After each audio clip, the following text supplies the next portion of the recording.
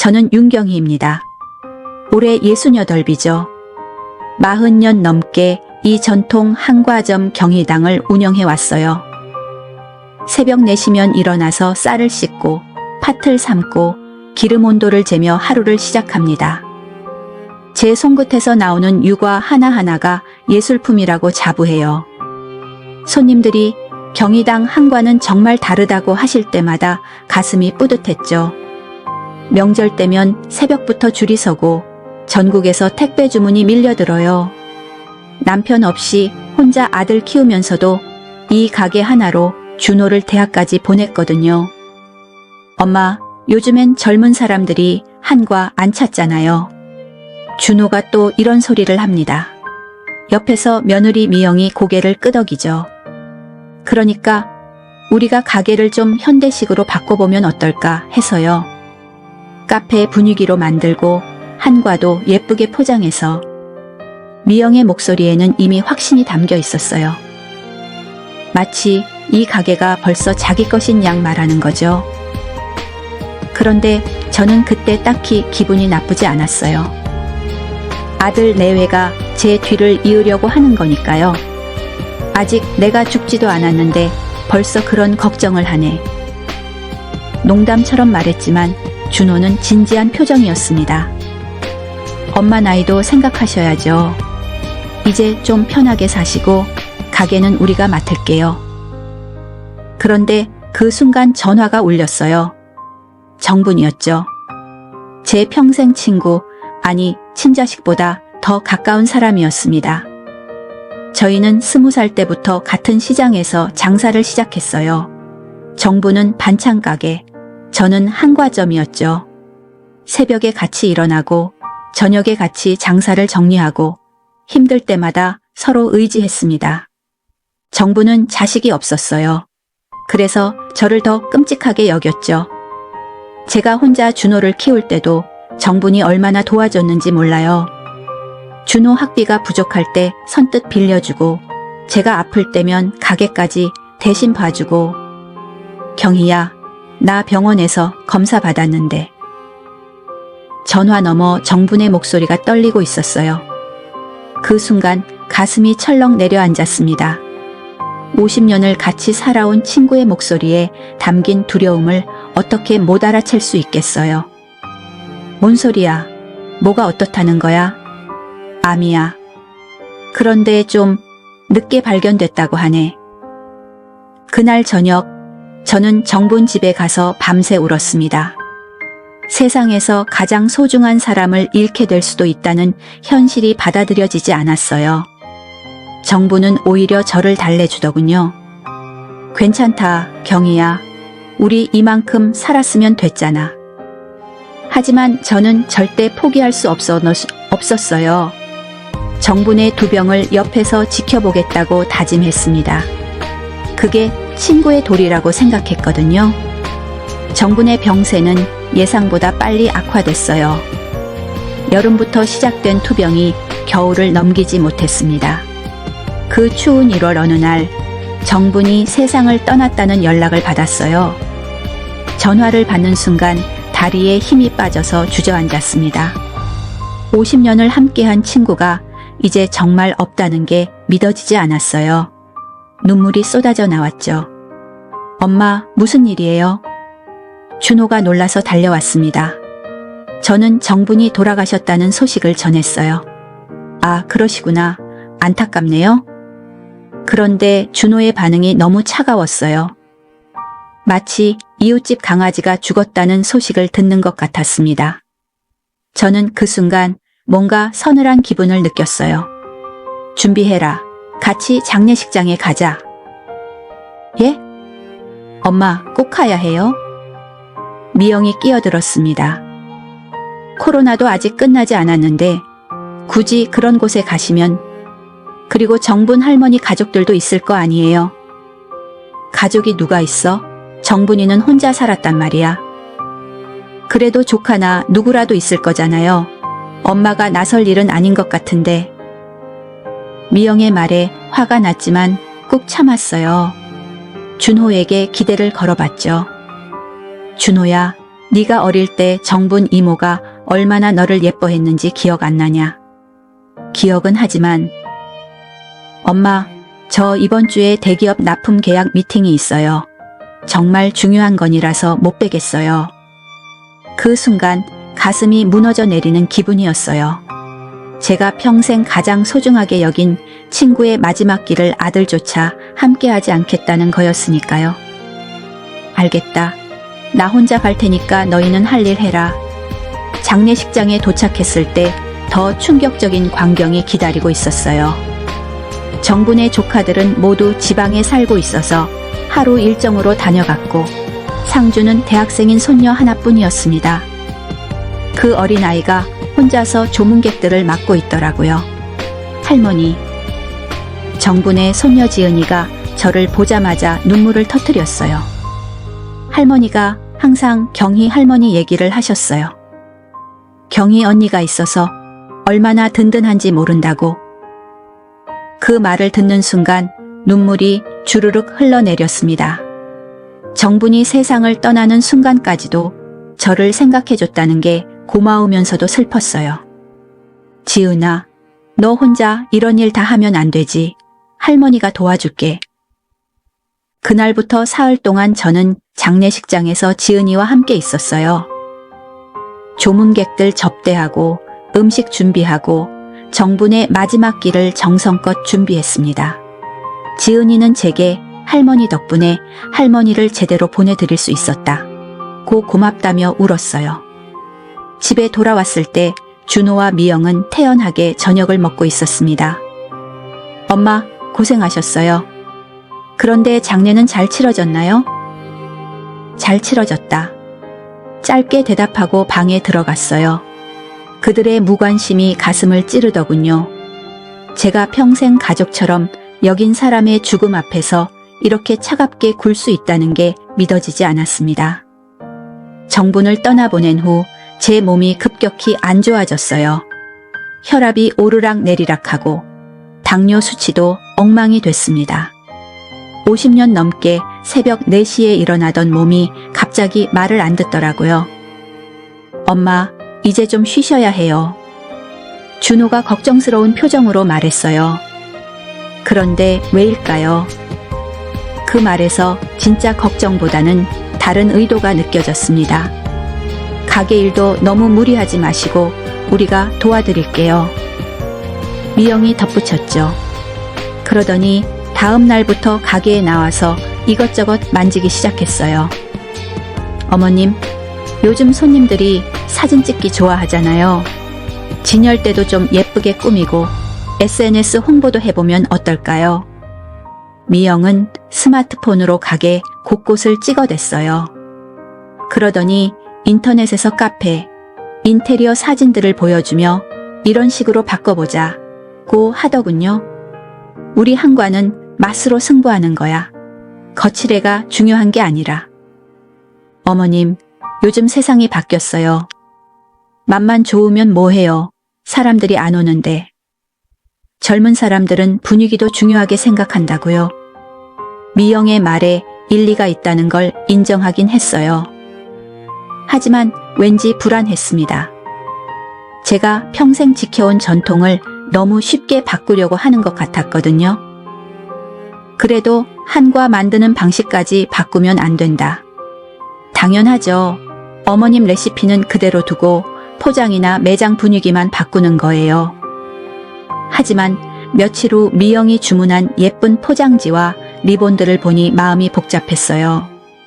저희 한과는 소박한 종이 상자에 담아서 내는 게 전통이었거든요. 손님들도 그 소박함을 좋아해 주셨고요. 어머님, 이렇게 포장하면 가격도 더 받을 수 있어요. 한과 품질은 그대로인데 부가가치를 올리는 거죠. 미영의 말을 들으며 묘한 기분이 들었어요. 분명 맞는 말인 것 같은데 왜 이렇게 찜찜할까요?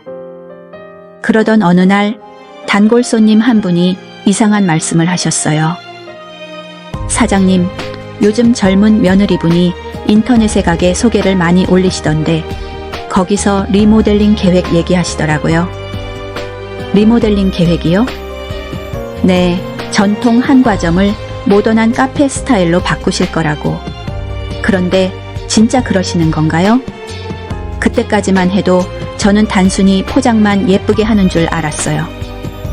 그런데 미영이 인터넷에 완전히 다른 얘기를 올리고 있었던 거죠. 마치 이미 가게가 자기 것인 양 말이에요. 집에 돌아가서 준호에게 물어봤습니다. 너희가 가게 완전히 바꿀 생각이었냐? 엄마, 시대가 변했어요. 전통도 좋지만 살아남으려면 변해야죠. 내가 언제 가게를 넘겨준다고 했냐? 엄마, 그럼 저희는 뭐가 되는 건가요? 평생 엄마 밑에서 일만 해야 하는 거예요. 준호의 목소리에 불만이 섞여 있었어요. 제가 아들을 위해 평생 고생해서 일군 가게인데 마치 자기 권리를 빼앗는 사람 취급을 받는 기분이었습니다. 그날 밤 잠이 오지 않았어요. 정분이 없는 세상에서 제 가족마저 저를 이해해주지 않는다는 생각에 가슴이 답답했습니다. 봄이 오기 전에 제 몸이 완전히 무너졌어요. 어느 날 가게에서 쓰러져서 응급실에 실려갔습니다. 혈압이 너무 올라가서 위험한 상태였다고 하더군요. 일주일 정도는 입원하셔야 할 것 같습니다. 의사 선생님의 말을 듣고 한숨이 나왔어요. 평생 아프다고 누워본 적이 없었는데 말이죠. 엄마, 걱정 마세요. 가게는 저희가 잘 봐둘게요. 준호가 다정하게 말했지만 왠지 안심이 되지 않았어요. 병원에 있는 일주일 동안 준호와 미영은 딱 2번 왔습니다. 그것도 잠깐씩만요. 나머지 시간엔 가게 때문에 바쁘다는 핑계만 댔어요. 어머님, 요즘 온라인 주문이 많이 들어와서 포장하느라 정신없어요. 미영이 말했지만 제 눈에는 다르게 보였어요.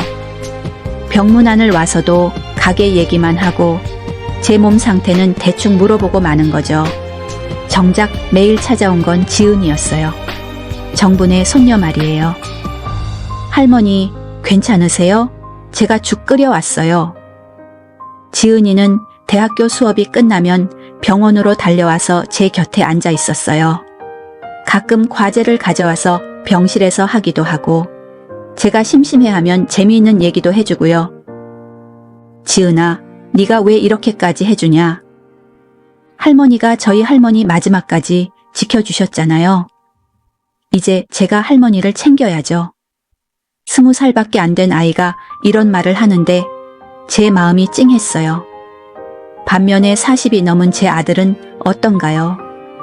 자기 어머니가 입원해 있는데도 가게 일이 더 중요하다니. 퇴원하는 날이었어요. 아침부터 준호에게 전화를 걸었는데 받지 않더군요. 문자를 보냈죠. 오늘 퇴원한다. 마중 나와라. 1시간 후에야 답장이 왔어요. 엄마, 죄송해요. 갑자기 중요한 미팅이 잡혔어요. 택시 타고 오세요. 비용은 제가 드릴게요. 택시비를 주겠다고요? 제가 원하는 건 돈이 아니라 마음이었는데 말이에요. 결국 지은이가 마중을 나왔습니다. 할머니, 제가 모셔다 드릴게요. 택시 안에서 지은이가 조심스럽게 말했어요. 할머니, 준호 삼촌과 이모는 정말 바쁘신가 봐요. 할머니 입원하셨는데도 가게에서 열심히 일하시더라고요. 네가 가게에 갔었니? 네, 할머니 안부 여쭤보려고 들렀는데. 그런데 좀 이상했어요. 진열대며 간판 디자인이며 다 바뀌어 있더라고요. 그 순간 머리가 띵했어요. 제가 병원에 있는 사이 가게를 어떻게 만들어 놨을지 상상이 안 갔습니다. 집에 도착해서 가게를 보니 지은이 말이 맞았어요. 제가 40년 동안 써온 나무 진열대는 사라지고 번쩍번쩍한 유리 진열장이 들어서 있었어요. 벽에는 예쁜 조명까지 달려 있고요. 어머님, 어떠세요? 훨씬 깔끔해졌죠? 미영이 자랑스러운 표정으로 말했어요. 하지만 저에게는 낯선 공간처럼 느껴졌습니다. 제가 평생 일해온 가게가 아니라 전혀 다른 것 같았어요. 병원에서 나온 지 한 달이 지났을 때였어요. 제 몸은 여전히 회복되지 않았는데 미영은 점점 더 적극적으로 가게에 개입했습니다. 어머님, 요즘 온라인 주문이 많이 들어오는데 혼자서는 힘드실 거예요. 제가 전담해서 관리할게요. 그러더니 가게 금고 열쇠까지 달라고 하더군요. 왜 금고까지 열어야 하는데? 매출 관리를 체계적으로 해야죠. 세무서에서 조사 나오면 문제가 될 수도 있어요. 이런저런 핑계를 대며 결국 금고 열쇠를 가져갔어요. 그리고 며칠 후 충격적인 장면을 목격했습니다. 가게에 들어갔는데 미영이 금고 안에 현금과 통장들을 꺼내서 정리하고 있었어요. 옆에는 공인중개사 명함도 놓여 있고요. 뭐 하는 짓이야? 제 목소리에 놀란 미영이 벌떡 일어났어요. 어머님, 그게 내 허락도 없이 금고를 왜 뒤져? 어머님, 들어보세요. 이제 가게 권리를 저희에게 넘겨주시는 게 어떨까요? 뭐라고? 어머님 나이도 있으시고 몸도 안 좋으시잖아요. 저희가 현대적으로 잘 운영해 드릴게요. 그 순간 준호가 들어왔어요. 엄마, 미영이 말이 맞아요. 이제 엄마는 편히 쉬시고 가게는 저희가 책임질게요. 내가 언제 가게를 넘겨준다고 했냐? 그럼 어쩌시려고요? 상속세만 왕창 나올 거예요. 미리미리 정리하는 게 세금도 아끼고. 준호의 말에 화가 치밀어 올랐어요. 제가 아직 살아있는데 벌써 상속 얘기를 하다니.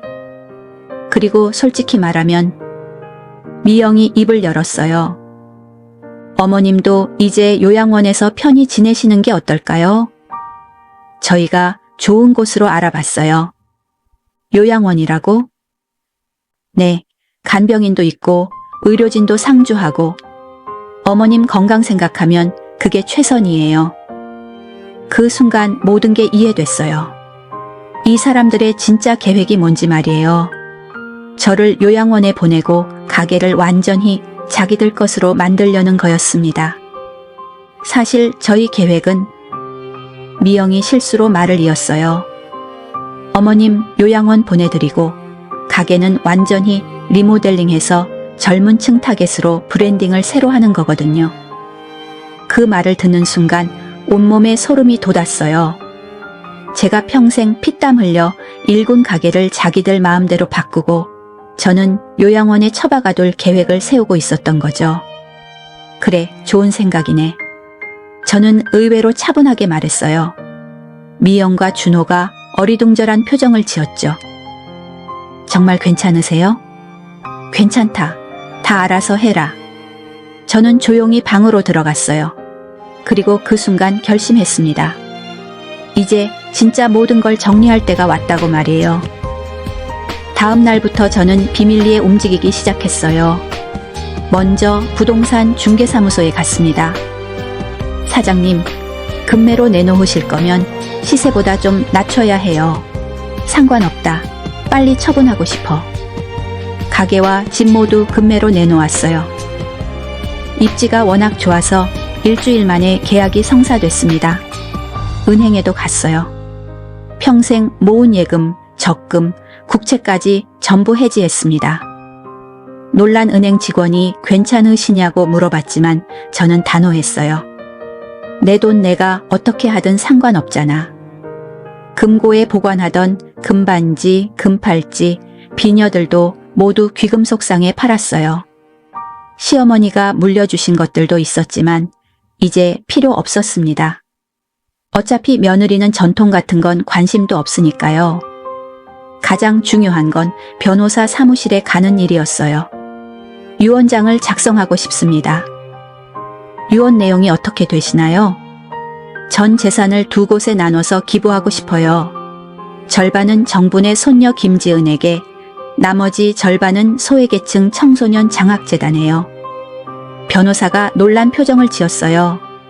혈족분들께는 안 물려주시나요? 그럴 필요가 없어요. 제 뜻입니다. 모든 서류를 정리하는데 일주일이 걸렸어요. 그동안 준호와 미영은 제가 뭘 하는지 전혀 눈치채지 못했어요. 가게 운영에만 신경 쓰고 있었거든요. 어머님, 요즘 컨디션이 좀 나아지신 것 같아요. 미영이 말했어요. 사실 저는 마음이 정리되니까 몸도 한결 가벼워졌습니다. 모든 걸 내려놓기로 했으니까요. 그런데 어머님, 혹시 가게 명예 이전 관련해서 언제쯤 얘기해 볼 수 있을까요? 왜 그렇게 급하냐? 급한 게 아니라 그냥 미리미리 준비해 두는 게 좋을 것 같아서요. 준호도 거들었어요. 엄마, 세무 문제도 있고 절차가 복잡해서 시간이 오래 걸린다고 하더라고요. 이 사람들은 정말 끝까지 모르는군요. 제가 이미 모든 걸 정리했다는 걸 말이에요. 며칠 후 지은이에게 연락했습니다. 지은아, 할머니가 할 얘기가 있어. 시간 날 때 한번 와봐. 네, 할머니. 내일 수업 끝나고 바로 갈게요. 지은이가 왔을 때 저는 조심스럽게 말을 꺼냈어요. 지은아, 할머니가 너에게 부탁할 일이 있다. 네, 뭐든지 말씀하세요. 할머니가 평생 모은 돈으로 네가 공부 계속할 수 있게 도와주고 싶어. 그리고 나중에 기회가 되면 정분 할머니가 좋아하셨던 전통 한과를 이어받아주면 좋겠다. 지은이가 깜짝 놀랐어요. 할머니, 그런 큰 일을 저 같은 애가 어떻게... 네가 정분이 손녀잖아. 정분이가 살아계셨다면 분명 그렇게 하셨을 거야. 사실 지은이는 어릴 때부터 정분과 함께 한과 만드는 걸 구경하며 자랐어요. 손재주도 좋고 전통에 대한 관심도 많았죠. 제가 보기엔 준호보다 훨씬 이 일에 적합한 아이였습니다. 할머니, 정말 괜찮으세요? 괜찮다. 이게 할머니 마음이야. 모든 준비가 끝났을 때 기분이 묘했어요. 후련하면서도 서글펐죠. 평생 읽은 걸 이렇게 정리하게 될 줄은 몰랐거든요. 이틀 후 소문이 났나 봐요. 준호가 급하게 달려왔습니다. 엄마, 집이랑 가게 팔았다는 게 정말이에요. 정말이다. 왜 그런 중요한 일을 저희한테 말씀 안 하셨어요? 말해서 뭐해? 어차피 너희는 반대할 테고. 미영도 함께 왔더군요. 얼굴이 새파랗게 질려 있었어요. 어머님, 그럼 저희는 어떻게 되는 거예요? 저희가 지금까지 가게 일 도와드린 건 도와준 거냐? 내 허락도 없이 멋대로 바꿔놓고. 그건 어머님을 위해서였어요. 내가 언제 도와달라고 했냐? 준호가 무릎을 꿇었어요. 엄마, 제가 잘못했어요. 다시 생각해보세요. 가족끼리 이러면 안 되잖아요. 가족이라고? 제 목소리가 차갑게 나왔어요. 가족이면 정분 이모 장례식 때 왜 안 왔냐? 내가 병원에 있을 때는 왜 가게 일이 더 중요했냐? 그건 가족이면 내 의견도 묻지 않고 요양원 보내려고 계획 세우냐? 미영이 변명하려고 했어요. 어머님, 그건 어머님 건강을 생각해서. 건강을 생각한다면서 내 가게를 완전히 바꿔놓을 계획을 세웠지? 어머님, 저희가 정말 잘못했어요. 다시 기회를 주세요. 기회는 이미 줬다. 제가 단호하게 말했어요. 정분 이모 장례식 때가 마지막 기회였어. 그때 너희가 가족의 도리를 다했다면 이런 일은 없었을 거다. 준호가 눈물을 흘리며 매달렸어요. 엄마, 정말 후회하고 있어요. 제발 다시 한 번만. 늦었다. 이미 모든 게 정리됐어. 그럼 돈은? 우리 몫은 없는 거예요. 미영의 목소리에는 절망이 섞여 있었어요. 없다. 전부 다른 곳에 기부했다. 어디에요? 너희가 알 필요 없어. 그날 밤 준호는 계속 매달렸지만 저는 마음을 바꾸지 않았어요. 사실 좀 마음이 아프긴 했습니다. 그래도 제 아들인데. 하지만 너무 늦었어요. 이미 돌이킬 수 없는 선을 넘어버렸거든요. 모든 계약이 완료됐어요. 가게와 집의 새 주인들이 정해졌고 제 전 재산은 약속대로 지은이와 장학재단에 기부됐습니다. 할머니, 정말 감사해요. 제가 평생 갚아도 다 못 갚을 은혜예요. 지은이가 눈물을 흘리며 말했어요. 갚을 생각 말고 정분 할머니가 좋아하셨던 전통 한과를 잘 이어가거라. 네, 꼭 그렇게 할게요. 새 가게에 간판이 달렸어요. 경희당이 아니라 정분당으로 말이죠. 지은이가 정분 할머니를 기리며 지은 이름이었습니다. 준호와 미영은 끝까지 포기하지 않았어요. 변호사한테까지 가서 유원장의 이의를 제기해 보겠다고 했지만 법적으로 문제될 게 없다는 답변만 들었죠. 저는 작은 전원주택으로 이사했어요. 마을 끝자락에 있는 조그만 집이었지만 마음은 편했습니다. 더 이상 매일 새벽 4시에 일어나지 않아도 되고 매출 걱정도 안 해도 되니까요. 하지만 완전히 손을 놓을 순 없더라고요. 마을 회관에서 할머니들과 함께 한과를 만들며 시간을 보냈어요. 명절 때면 마을 잔치용으로 만들고 가끔 지은이가 와서 배워가기도 했죠. 할머니, 유과 반죽이 이상해요. 뭔가 질기지가 않아요. 물 온도를 확인해봐라. 너무 뜨거우면 안 된다. 지은이는 정말 열심히 배웠어요. 대학 공부하랴, 가게 일 배우랴. 바쁜데도 불구하고 틈만 나면 와서 한과 만드는 법을 익혔습니다. 봄축제가 열렸을 때였어요. 마을 사람들이 모여서 음식도 나누고 장기자랑도 하는 날이었죠. 지은이가 정분당에서 만든 한과를 가져왔어요. 할머니, 한번 드셔보세요. 지은이가 내민 유과를 한 입 베어 물었을 때 눈물이 났어요. 정분이랑 제가 젊었을 때 만들던 그 맛이었거든요. 달콤하고 바삭하면서도 정성이 느껴지는 맛 말이에요. 잘했다, 지은아. 정말요? 할머니 맛이 나요? 응, 정분이가 좋아할 맛이야.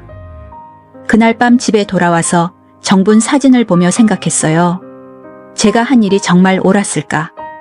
아들을 버린 건 너무 잔혹한 일이 아니었을까?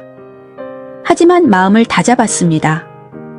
가족이라는 이름으로 서로를 이용하고 사랑하는 사람의 마지막 길도 함께하지 않는다면 그게 정말 가족일까요? 오히려 지은이처럼 피는 섞이지 않았어도 진짜 마음으로 챙겨주는 사람이 더 소중한 가족 아닐까요? 정분당이 문을 연 지 1년이 지났어요. 지은이는 대학을 졸업하고 본격적으로 한과점을 운영하기 시작했습니다. 젊은 감각을 살리면서도 전통을 지키는 모습이 기특했어요. 가끔 마을 사람들이 물어봐요. 경희 씨, 아들하고는 연락 안 하세요? 연락할 일이 없어요. 사실 가끔은 궁금해요. 준호가 어떻게 살고 있는지, 미영은 뭘 하고 있는지. 하지만 먼저 연락하지는 않을 거예요. 진짜 뉘우쳤다면 아들 쪽에서 찾아와야죠. 어제 지은이가 와서 말했어요. 할머니, 정분당 한과가 백화점에 입점 제의를 받았어요. 그래? 좋은 일이네. 할머니 덕분이에요. 할머니가 가르쳐주신 레시피 그대로 만드니까 맛있다고 하더라고요. 지은이의 밝은 얼굴을 보니 마음이 따뜻해졌어요.